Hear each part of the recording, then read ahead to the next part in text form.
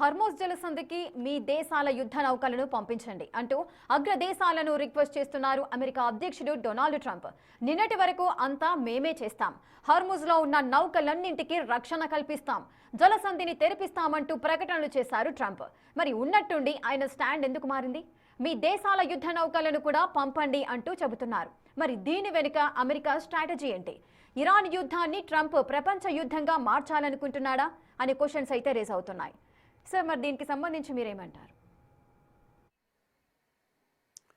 అంటే మీరు అన్నట్లు హర్మోజ్ జలసంధి స్టేట్ ఆఫ్ హర్మోజ్ని ఇరాన్ బ్లాక్ చేసినప్పటి నుంచి ట్రంప్ ఇచ్చేసిన హెచ్చరిక ఏంటంటే, ఫస్ట్ హెచ్చరిక, మీరు స్టేట్ ఆఫ్ హర్మోజ్ను రిలీజ్ చేయకపోతే ఇరాన్ ఆయిల్ ఇన్ఫ్రాస్ట్రక్చర్ పైన అటాక్ చేస్తామని ప్రకటించాడు. మీకు కార్గ్ ఐలాండ్లో కూడా, కార్గ్ ఐలాండ్ ఇది ఇరాన్స్ ఆయిల్ ఎక్స్పోర్ట్ హబ్, అక్కడ మిలిటరీ ఇన్ఫ్రాస్ట్రక్చర్ అటాక్ చేశాక ప్రకటించింది ఏంటంటే, ఇరాన్ ఇప్పటికైనా స్టేట్ ఆఫ్ హర్మూజ్ జలసంధిని వదిలివేయకపోతే ఈసారి ఇరాన్ ఆయిల్ ఇన్ఫ్రాస్ట్రక్చర్ అటాక్ చేస్తామని ప్రకటించాడు.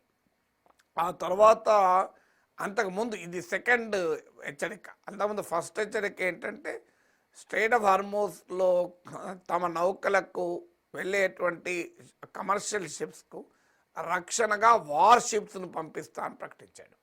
అంటే యుద్ధ నౌకలు వెంట రాగా, ఎస్కాట్ రాగా చేస్తానని. సో అయినా కూడా అది ఆపరేషన్ మొదలు కాకముందే ఇప్పుడు ఏకంగా ఇరాన్ ఆయిల్ ఇన్ఫ్రాస్ట్రక్చర్ అటాక్ చేస్తా అన్నాడు. ఇప్పుడు ఆ రెండైపోయి మూడో దశలో ఏమంటున్నాడంటే, మిగతా మిత్ర దేశాలను కూడా రమ్మనంటున్నాడు. మిత్ర దేశాలు ఇప్పటి వరకు అంత ఆసక్తి చూపడం లేదు. ఇరాక్లో, లిబియాలో అమెరికాతో కలిసి వచ్చిన స్థాయిలో యూరోపియన్ కంట్రీస్ కలిసి రావడం లేదు. నాటో మిత్ర దేశాలు ఎందుకు కలిసి రావడం లేదంటే, ఈ వార్ గనక ఎక్స్టెండ్ అయితే వాస్తవంగా ఇంకా యుక్రెయిన్ వార్ అనేది దృష్టి పక్కకు జరుగుతున్నది యూరోప్ భయం. యూరోప్కు ప్రియారిటీ ఇరాన్ వార్ కాదు, యూరోప్కు ప్రియారిటీ ఉక్రెయిన్ వార్. ఇప్పటికే ఈ ట్రంప్ ప్రారంభించిన ఇరాన్ వార్ వల్ల ఉక్రెయిన్ వార్ అనేది కంప్లీట్లీ ఎజెండాలోనే లేకుండా పోయింది. నిన్నటి దాకా ట్రంప్ మధ్యవర్తిత్వం జరుపుతానని తిరుగుతూ ఇప్పుడు పుటిన్ నేనే మధ్యవర్తిత్వం జరుపుతా అంటున్నాడు. సో యుద్ధోన్మాది శాంతి దూత అయిపోయాడు. సో పుటిన్ బలం పెరిగింది. Putin has become stronger. Russian economy strong అవుతుంది ఆయిల్ ప్రైసెస్ పెరగడం వల్ల. రష్యన్ ఆయిల్ పైన అమెరికానే శాంక్షన్స్ ఎత్తేస్తుంది. అందువల్ల ఈ ఇరాన్ వార్ ఎక్కువ రోజులు కంటిన్యూ కావడం వల్ల రష్యా బలపడుతుంది. అది తమకు నష్టమని యూరోప్ భావిస్తుంది. అందువల్ల ఈ వార్ ఎక్స్టెండ్ కావడానికి యూరోప్ కోరుకోవడం లేదు. తమ ఎకానమీస్ పైన ఇంపాక్టే కాకుండా స్ట్రాటజిక్గా ఇది రష్యాకి అడ్వాంటేజ్గా మారడం మీకు యూరోప్కి ఇష్టం లేదు. దానికి తోడు యూరోప్కు కూడా ట్రంప్ ఎఫెక్ట్ ఆల్రెడీ అనుభవం ఉంది. గ్రీన్లాండ్ విషయంలో సిమిలర్గా ఇప్పుడు వెనిజులాను బెదిరించినట్లు, ఇరాన్ను బెదిరిస్తున్నట్లు, క్యూబాను బెదిరిస్తున్నట్లు యూరోప్ను కూడా బెదిరించాడు, డెన్మార్క్ను బెదిరించాడు. నేను మిలిటరీ చర్యల ద్వారా అయినా గ్రీన్లాండ్ స్వాధీనం చేసుకుంటాను అన్నాడు. సో యూరోప్ నాటో ఏం చేస్తుంది, నన్ను గ్రీన్లాండ్ నేను ఆక్రమించుకుంటే నాటో ఏం చేస్తుందని ప్రశ్నించాడు. నాటోలో మిగతా వాళ్ళందరూ దేనికి పనికిరారు నా ముందట అన్నాడు. సో నాటో నుంచి అమెరికా వెళ్ళిపోతుంది అని నాటోను ఇల్లెజిటిమైజ్ చేస్తూ మాట్లాడాడు ట్రంప్ మాట్లాడాడు, జేడీ వాన్స్ మాట్లాడాడు, అందరూ మాట్లాడారు. తర్వాత మీకు యూరోపియన్ సెక్యూరిటీ వాళ్ళే పెట్టుకోవాలి, మేమెందుకు పెట్టుకుంటామన్నాడు. ఫస్ట్ టైంలో 2% ఆఫ్ జీడీ పెంచాడు, సెకండ్లో 5% పెంచాడు. అందువల్ల మీకు ఇరాక్ వారప్పుడో, ఆఫ్ఘాన్ వారప్పుడో, లిబియా వారప్పుడో ఉన్నంత బలమైన ట్రాన్స్ అట్లాంటిక్ పార్ట్నర్షిప్ లేదు ఇప్పుడు. అంటే అమెరికా యూరోప్ల మధ్య భాగస్వామ్యం లేదు. ఎందుకంటే నాటో సభ్య దేశాలు అత్యధికం యూరోపియన్ కంట్రీసే. సో అందువల్ల ఆ ట్రస్ట్ లేదు. అమెరికాకు యూరోప్కు మధ్య చాలా గ్యాప్ వచ్చేసింది. ట్రేడ్ డీల్తో మొదలుకొని అన్నిట్లో గ్యాప్ వచ్చింది. సో అందువల్ల ఇప్పుడు అమెరికా వెంట ఇరాన్ ఇస్లామిక్ రెజీమ్ పడిపోవాలని యూరోప్కు కోరికున్నా అమెరికాతో కలిసి యుద్ధం చేయడానికి ఆ రకమైన ఆసక్తి లేదు. అందులో యూరోప్ మొత్తంలో కూడా మీకు ఈ ఫార్ రైట్ టెండెన్సీస్ పెరిగిపోయాయి. అంటే మనకేం సంబంధం, మన దేశం మనం చూసుకోవాలి తప్ప ఎక్కడో పోయి వారు చేయడం ఎందుకు అని. ఈవెన్ అమెరికాలో ట్రంప్కు అనుకూలమైన మేక్ అమెరికా గ్రేట్ అగైన్ లాబీస్లోనే వ్యతిరేకత మొదలైన యుద్ధం పట్ల. సో మాకెందుకని అందులో ట్రంప్ అనుభవం చూస్తున్నారు యూరోపియన్ లీడర్స్. అమెరికాలో మెజారిటీ ప్రజలు యుద్ధాన్ని వ్యతిరేకిస్తున్నారు. సో ఇలాంటి పరిస్థితుల్లో తాము ఈ రొచ్చులో ఎందుకు దిగాలి అనేది యూరోపియన్ అనుమానం. ఎలాగైనా వాళ్ళని దించాలని ట్రంప్ ఆలోచన.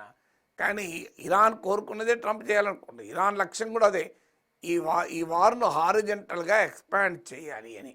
అంటే కేవలం అమెరికా, ఇజ్రాయెల్, ఇరాన్లే ఉంటే ఈ వార్ ఆగదు, వార్ నిలబడదు. అందువల్లనే Saudi Arabia, Kuwait, బెహ్రాన్, Oman, UAE, ఇలా తుర్కీ, అజర్బైజాన్ చాలా దేశాలు ఇందులోకి లాగింది ఇరాన్. ఇప్పుడు ఇక మిగిలిన యూరోపియన్ కంట్రీస్ని అమెరికా లాగుదామని చూస్తోంది. సో ఇరాన్ కోరుకున్నదే కదా. ఇరాన్ కోరుకున్నది ఈ వార్ ఎక్స్టెండ్ కావాలి. ఈ war geo political, geo economic cost పెరగాలి. అప్పుడు అనివార్యంగా అమెరికా పైన ప్రెషర్ వచ్చి యుద్ధం ఆగుతుందన్నది ఇరాన్ స్ట్రాటజీ. ఇరాన్ తమకు అయ్యే నష్టం ఎలాగో వస్తుంది. అది మీరు వార్ ఎక్స్టెండ్ అయినా అవుతుంది, ఎక్స్పాండ్ అయినా అవుతుంది, ఆ నష్టం తప్పదు. కానీ తాన అటాక్స్ను ద్వారా ఎక్స్పాండ్ చేసి వార్ను ఎక్స్టెండ్ చేస్తే geo political and geo economic cost పెంచితే అమెరికా పైన ఒత్తిడి వస్తుంది ఇరాన్ వ్యూహం. ఇప్పుడు ట్రంప్ మిగతా దేశాధినేతలను కూడా రమ్మని పిలుస్తున్నాడు యుద్ధంలో. అంటే చలో ఇరాన్ కోరుకున్నదే చేస్తున్నాడు కదా. సరే, ఇన్నాళ్ళు అటు అమెరికా, ఇజ్రాయెల్ రెండు కలిపి ఇరాన్పై దాడి చేస్తుంది, ఇరాన్ కూడా ప్రతి దాడులు చేస్తూ ఉన్నారు. కానీ ఇప్పుడు ఉన్నట్టుండిగా అమెరికా చేస్తున్న ఈ యుద్ధానికి ఇతర దేశాలు ఎందుకు నౌకలను పంపాలి? మరి ఇతర దేశాలు నౌకలను పంపడానికి సిద్ధంగా ఉన్నాయి అనుకోవచ్చా? అంటే యూరోప్లో డివిజన్ ఉంది. అంత సులభంగా అమెరికన్ వార్లో గతంలో లాగా హోల్ హార్టెడ్గా నాటో దేశాలు చేరుతాయనేది డౌటే. అండ్ మీకు of course America and European alliance ప్రపంచంలో ఒక సెక్యూరిటీ అలయన్స్గా పోస్ట్ సెకండ్ వరల్డ్ వార్లో ఏర్పడ్డాయి. రెండవ ప్రపంచ యుద్ధానంతరం దీన్ని ట్రాన్స్ అట్లాంటిక్ పార్ట్నర్షిప్ అంటారు. ఇది సెక్యూరిటీలో, మిలిటరీలో, ఎకనామిక్గా అన్ని రకాలుగా భాగస్వామ్యం. కానీ ట్రంప్ వచ్చాక ఆ విశ్వాసం కాస్త సడలింది. మ్యూచువల్ ట్రస్ట్ అమెరికాకు, యూరోప్కు మధ్య. సో నాటో పైన కూడా ట్రంప్ నాటో ఎగ్జిస్టెన్స్నే ప్రశ్నించాడు. అందువల్ల now European countries are not so enthusiastic. అందులో డెన్మార్క్ నాటోలో భాగస్వామి. నాటోలో రూల్ ఏంటంటే ఒక దేశంపై దాడి జరిగితే మరో దేశం తనపైనే దాడి జరిగినట్టుగా భావించాలి. కానీ తమ సోదర నాటో సభ్య దేశం పైన అమెరికా దాడి చేస్తానని బెదిరించింది. అప్పుడు యూరోపియన్ కంట్రీస్ అన్ని డెన్మార్క్ అండగా వచ్చాయి. సో అందువల్ల నాటో ఇంటర్నల్గా ఇంప్లోషన్ ఎదుర్కొంటుంది. ఇలాంటి సమయంలో సింబాలిక్గా కలిస్తే కలవచ్చు, కానీ పూర్తి స్థాయిలో కలవటానికి సిద్ధంగా లేదు. ఇరాన్ మొదటి నుంచి కూడా హెచ్చరిస్తూ వచ్చింది, మీరు కనుక ఎవరు ఈ వార్లో ఎంటర్ అయితే వాళ్ళ సంగతి తెలుస్తామని. ఇప్పుడు మిగతా గల్ఫ్ దేశాలకు కూడా అదే పిలిపించారు, మీపై మాకేం వ్యతిరేకత లేదు, మీరు మా మిత్రులే, కానీ మీ దగ్గర అమెరికన్ మిలిటరీ బేసెస్ ఉన్నాయి, మీరు అమెరికాకు సహకరిస్తున్నారు కనుక మేము అటాక్ చేస్తున్నామని. రేపు యూరోపియన్ కంట్రీస్ కూడా సహకరిస్తే అదే జరుగుతుంది. ఇరాన్ తన అటాక్స్ యూరోప్ పై కూడా పెడుతుంది. సో అందువల్ల ట్రంప్ స్ట్రాటజీ ఎక్కడికి దారితీస్తుందో ఎవరికి అర్థం కాని పరిస్థితి.